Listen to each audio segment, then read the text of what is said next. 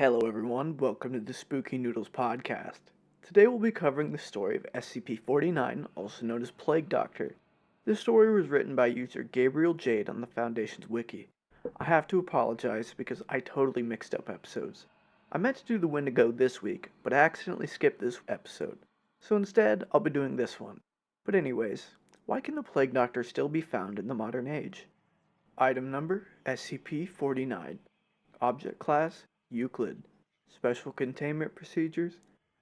SCP-49 is contained within a standard, secure, humanoid containment cell in Research Sector 2 at Site-19. SCP-49 must be sedated before any attempts to transport it. During transport, SCP-49 must be secured within a Class 3 humanoid restriction harness, including a locking collar and extension restraints, and monitored by no fewer than 2 armed guards. While SCP-49 is generally cooperative with most Foundation personnel, outbursts or sudden changes in behavior are to be met with elevated force. Under no circumstances should any personnel come into direct contact with SCP-49 during these outbursts. In the event SCP-49 becomes aggressive, the application of lavender has been shown to produce a calming effect on the entity. Once calmed, SCP-49 generally becomes compliant and will return to containment with little resistance. In order to facilitate the ongoing containment of SCP-49, the entity is to be provided with the corpse of a recently deceased animal, typically a bovine or other large mammal, once every 2 weeks for study. Corpses that become instances of SCP-49-2 are to be removed from SCP-49's containment cell and incinerated. SCP-49 is no longer permitted to interact with human subjects, and requests for human subjects are to be denied. Temporary Containment Procedure Update. See Addendum 49.3. Per Containment Committee Order, SCP-49 is no longer permitted to interact directly with any members of Foundation staff, nor is it to be provided with any additional corpses to be used in its surgeries. This order shall persist indefinitely until such time a consensus regarding the ongoing containment of SCP-49 can be reached. Description: SCP-49 is a humanoid entity, roughly 1.9 meters in height, which bears the appearance of a medieval plague doctor. While 49 appears to be wearing the thick robes and the ceramic mask indicative of that profession, the garments instead seem to have grown out of SCP-49's body over time, and are now nearly indistinguishable from whatever its form is beneath them. X-rays indicate that despite this, SCP-49 does have a humanoid skeletal structure beneath its outer layer. SCP-49 is capable of speech in a variety of languages, though tends to prefer English or medieval French. While 49 is generally cordial and cooperative with Foundation staff, it can become especially irritated or at times outright aggressive if it feels that it is in the presence of what it calls the pestilence. Although the exact nature of this pestilence is currently unknown to Foundation researchers, it does seem to be an issue of immense concern to SCP-49. SCP-49 will become hostile with individuals it sees as being affected by the pestilence, often having to be restrained should it encounter such. If left unchecked, SCP-49 will generally attempt to kill any such individual. SCP-49 is capable of causing all biological functions of an organism to cease through direct skin contact. How this occurs is currently unknown, and autopsies of SCP-49's victims have invariably been inconclusive. SCP-49 has expressed frustration or remorse after these killings, indicating that they have done little to kill the pestilence, though will usually seek to then perform a crude surgery on the corpse, while using the implements contained within a black doctor's bag it carries on its person at all times. While these surgeries are not always successful, they often result in the creation of instances of SCP-49-2. SCP-49-2 instances are reanimated corpses that have been operated on by SCP-49. These instances do not seem to retain any of their prior memories or mental functions, having only basic motor skills and response mechanisms. While these instances are generally inactive, moving very little in a generally ambulatory fashion, they can become extremely aggressive if provoked or if directed to by SCP-49. SCP-49-2 instances express active biological functions, though these are vastly different from currently understood human physiology. Despite these alterations, SCP-49 often remarks that the subjects have been cured. Addendum 49.1. Discovery. SCP-49 was discovered during the investigation of a series of unknown disappearances in the town of Montauban in southern France. During a raid on a local home, investigators found several instances of SCP-49-2 as well as SCP-49. While law enforcement personnel engaged the hostile 49-2 instances, SCP-49 was noted as watching the engagement and taking notes in its journal. After all of the 49-2 instances were dispatched, SCP-49 willingly entered Foundation custody. The following interview was conducted by Dr. Raymond Ham during the initial investigation. Interviewer: Dr. Raymond Ham, Site 85. Interviewee: SCP-49. So then, how should we begin? An introduction?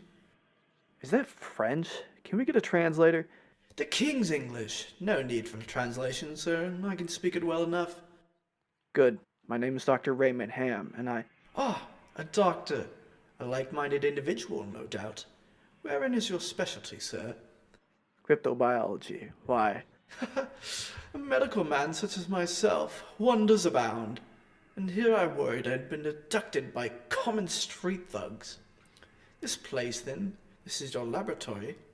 I'd wondered, as clean as it is, with such little trace of the pestilence here. The pestilence? What do you mean? The scourge, the great dying. Come now, you know, what is it they call it? No matter. Pestilence, yes, it abounds outside these walls, you know. So many have succumbed, and many more will continue to, until such a time as a perfect cure can be developed. Fortunately, I'm very close. It's my duty in life to rid the world of it, you see. The cure to end all cures. When you say the Great Dying, are you talking about the bubonic plague? I don't know what that is. I see. Right. Well, the entities our agents encountered at that house. They were dead when you encountered them, yes? And you reanimated them? In a manner of speaking. You see things too simply, Doctor. Expand your horizons. Life and death, sickness and health, these are amateur terms for amateur physicians. There is only one ailment that exists in the world of men, and that is the pestilence, and nothing else. Make no mistake, they were very ill, all of them. You think you cured those people? Indeed, my cure is most effective. The things we recovered were not human. Yes, well, it is not a perfect cure, but that will come with time, and further experimentation. I've spent a lifetime developing my methods, Dr. Ham, and will spend a lifetime more if necessary. Now we have wasted too much time. There is work to do. I will require a laboratory of my own where I can continue my research unimpeded. And assistance, of course, though I can provide those of my own in time. I don't think our organization will be willing to. Nonsense. We're all men of science. Fetch your coat and show me to my quarters, Doctor. Our work begins now. Interviewer's note. While SCP-49 is capable of communicating in a very human way, there is a strange sense of unease that one experiences when in its presence.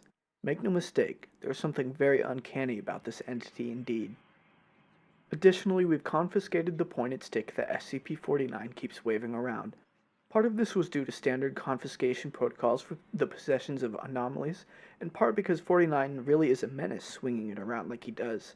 The entity was displeased at first, but after we made some concessions in providing it with test subjects, which are admittedly more for the benefit of our own research, it warms up to the idea. Addendum 49.2 Observation Log. While in containment at Site 19, SCP-49 has spent a considerable amount of time studying and performing surgery on various mammalian corpses it has been provided.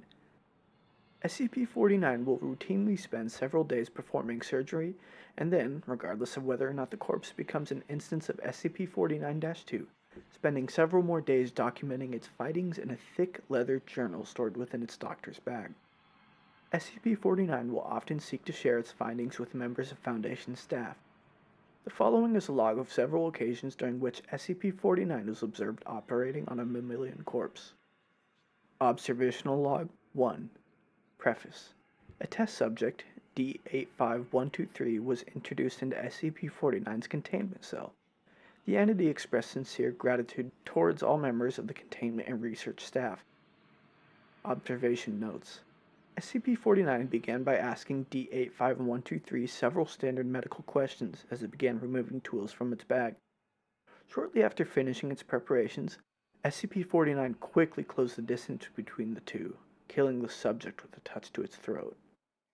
Afterwards, SCP-49 made a number of considerable alterations to the basic structure of the subject's corpse, often introducing fluids from within its bag into the subject by way of a hand-powered pump and copper tubing. The resulting 49-2 instance became animated, flailing and grasping at the walls of the chamber with a number of manufactured limbs while moaning out of an oblong orifice now present in its sternum. During this time, SCP-49 was observed taking notes of the instance in its journal and remarking to the watching research staff about the efficacy of its cure. Security personnel entered the chamber to move SCP-49 back to containment and were attacked by the instance. The security team dispatched the 49-2 instance, and SCP-49 returned to containment with no resistance, stating that it was pleased with the results. Observational Log 2. Preface. SCP-49 was provided the corpse of a recently deceased goat. SCP-49 expressed gratitude at the provision. Observation notes. SCP-49 operated on the goat corpse for several days, eventually resulting in an instance of SCP-49-2. SCP-49 expressed pleasure in this outcome, though admitted the disease was still in its nascent stage. My veterinarian practice is rudimentary, but this patient responded well to the procedure. Observational Log 3. Preface. SCP-49 was provided the corpse of a recently deceased orangutan. SCP-49 expressed noted gratitude at the provision due to the similarities between the orangutan and common human physiology. Observation notes. SCP-49 spent several days operating on the orangutan, reanimating it several times. However, SCP-49 appeared to be discontent with the results it experienced, returning to the creature 3 times after its initial reanimation for additional work. After it was unable to reanimate the corpse a 5th time, SCP-49 turned the corpse over to Foundation staff for incineration, stating, "I have learned so much from this, though I fear my early optimism was misplaced. I hadn't yet come across such a stumbling block on my road to the cure. More subjects like this would do a great deal in advancing my research." Observational Log 7. Preface. SCP-49 was provided the corpse of a recently deceased bovine. SCP-49 expressed mild annoyance at the provision, though accepted it nonetheless. Observation notes. SCP-49 spent several days operating on the bovine corpse, breaking only to dine on a requested dinner of thin crackers, salted pork, and hard cheese. Beginning first by embalming the corpse, SCP-49 was observed producing a number of long syringes from its bag, each containing a different dark, viscous fluid. SCP-49 described these fluids as essences of the humors and elaborated by saying, "The pestilence may bring about a systemic imbalance. In such a case, before true healing can begin, one must find the humors in balance or the body will reject the cure." Over the next few days, SCP-49 spent a considerable amount of time adjusting the organs of the bovine corpse with a number of large metal instruments. After 8 days, SCP-49 produced a lightning rod, which Dr. Ham exchanged for an electric cattle prod attached to an extension cord and stuck the corpse in several locations. This action seemingly had the effect of reanimating the bovine, which once again became ambulatory, despite the inversion of the head and reorientation of its limbs. Follow-up interview. We've watched your work for several weeks now, and honestly I'm not sure I understand what you're doing. Can you describe your process in detail? Oh goodness, no, the process is most intensive. As I said to your assistant, the best instruction you will find about my methods are here in my journals, as I have kept exhaustive records of my work there. I see. My concern, Doctor, is that we still don't understand what you're seeking to cure, or how it manifests, or how turning these creatures into quasi-living mindless drones helps in that effort. You do not understand the pestilence, even after all this time? Doctor, it's an unspeakable horror, one that has shown its true face many times before, and will again. I find myself blessed with the wisdom and good senses needed to root it out and destroy it, but many like yourself cannot. It is a cruel judgment. I fear to be at the mercy of a disease you cannot fully comprehend. That still doesn't answer my question. How is your cure any kind of a cure at all? It is a cure. You may laugh at my efforts if you please, but do not besmirch the good name of scientific progress that has developed this great mercy. What you so short-sightedly see here is a life better than any this creature could have hoped for, stricken as it was with pestilence. This creature is now clean, unable to spread the pestilence and free from the terror it would have experienced otherwise. This is hardly a creature at all, Doctor. It's not even... Do not jape with me, sir. You and your colleagues are like so many others, unable to look past minor setbacks to see the salvation taking place before your very eyes. Do you wait to remove rotten timbers until the hall collapses on top of you? No. You find them and you pour them out and replace them with those untouched by rot. And most of all, you do not simply mock the structure because it now looks different to you. It is strong. It is free of disease. I'm sorry. I didn't mean to agitate you. I'm just trying to understand. Yes, well, do mind your words in the future, Doctor. I'm a professional, but even professionals may feel the bite of pride in dealing with criticism of their masterpiece. I will forgive this as an act of good faith between colleagues. Is there anything else I can help you with? No, that will be all. Another test subject on the usual schedule. You know my preference of subjects with more human anatomies. Attending researchers, no. SCP-49 does seem to genuinely want to help other humans, though it has not yet been able to provide a concrete example of what exactly it is trying to save us all from. I have watched it now over several weeks, and while the outcomes do not seem to ever change, SCP-49 continues to claim that it is growing closer to its perfect cure. I think the entity may be more aware of the reality of these outcomes than it would like us to think. Addendum 49.3, April 16, 2017 Incident. Starting shortly after SCP-49's initial containment, Dr. Ham conducted a number of interviews with the subject regarding its anomalous properties, and over time began to note its displeasure with its subjects in the SCP-49-2 instances. This continued for a period of several months, during which SCP-49 never exhibited any aggressive behaviors. On April 16, 2017, as Dr. Ham was entering SCP-49's test chamber to conduct another routine interview, the entity began to grow anxious and asked Dr. Ham if he was feeling well.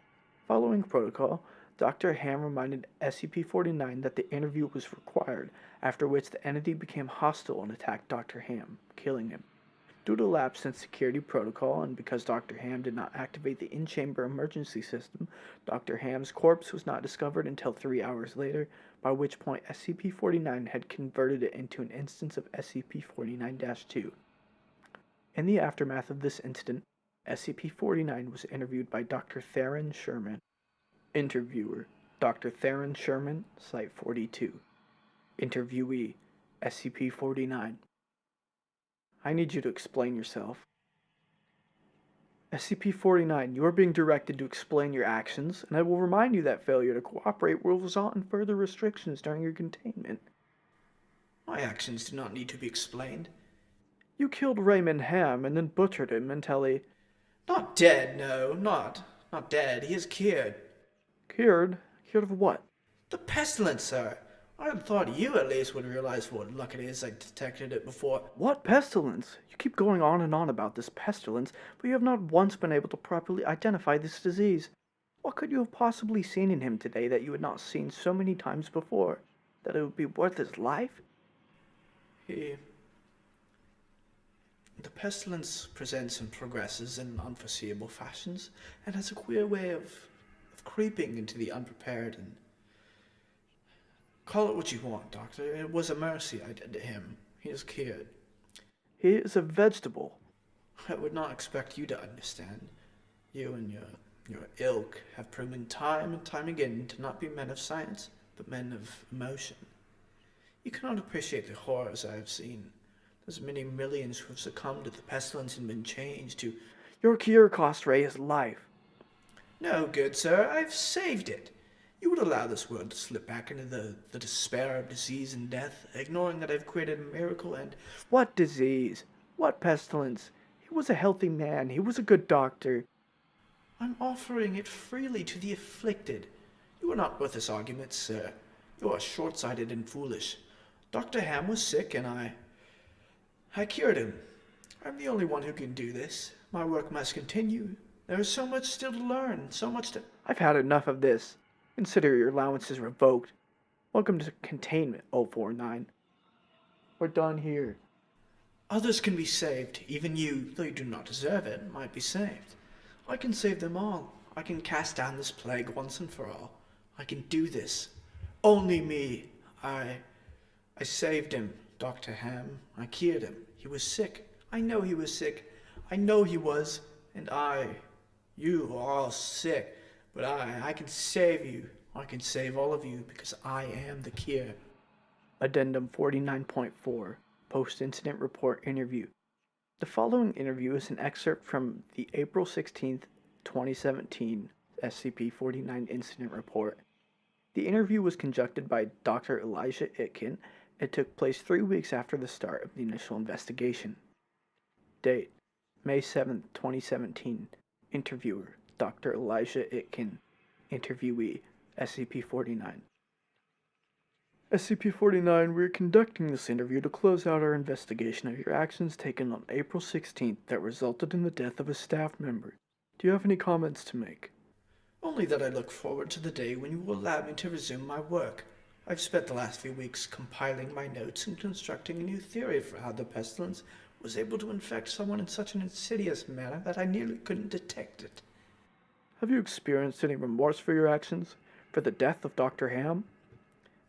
Oh, yes. Well, the death of a colleague is always regrettable, but in the face of the pestilence we must be swift, Doctor, and act without hesitation. Dr. Sherman noted in his report that you seemed to be mournful during your initial interview. Mourn? Perhaps. I had not thought that. It is lamentable that a fellow doctor became infected, but the work continues. Regrettable as it was, Dr. Ham's death provided important insight. Living human subjects are the only way to proceed forward, I'm decided. My cure is of little use on dead flesh, and I have gleaned all I can from your generous supply of corpses. My desire turns towards tending to those still living who suffer from the disease. I'm afraid you're going to be disappointed. Oh, Doctor, I wouldn't be so sure. At the bottom of the page there are some footnotes, so I want to go over those real quick. The first is that the robes and gloves are identical to a thick hide built up on the skin, while the mask is composed of a kind of chitin growing out of the bones of the face. SCP-49 claims to have originated in 15th century France, though admits that it is particularly well traveled. 3. The space within this bag is seemingly anomalously large, as SCP-49 has been observed pulling objects larger than the bag itself from within it in order to operate on deceased subjects. 4. SCP-49 has stated its desire to work on human subjects several times between this occasion and the earlier provision of an orangutan, noting its discontentedness when they would not be provided. 5. SCP-49 has expressed that it does not require sustenance, but enjoys it, and feels that the food helps to put it in the right mind to operate. 6. SCP-49 added to the statement by saying this is of course elementary knowledge for the practical physician. I would have thought you would have learned this during your education. 7. Notably, SCP-49's journals are not written in any known language, and attempts by linguists and codebreakers to decipher them have been unsuccessful. The work taken to bring this SCP to life is in my opinion the coolest aspect of it. The journal format of the entry is really cool. I didn't mention this yet, but on the wiki, the entry actually has audio logs built into it. You have to listen to them, because that's kind of what I based the effects that I used for SCP-49's voice on. And as much as I hate to say it, it's better from the website. But hey, I tried. I gave it a shot. Also, I love doing the British accent. Anyways, as far as I'm aware, that is the only SCP that actually has associated audio to go along with it.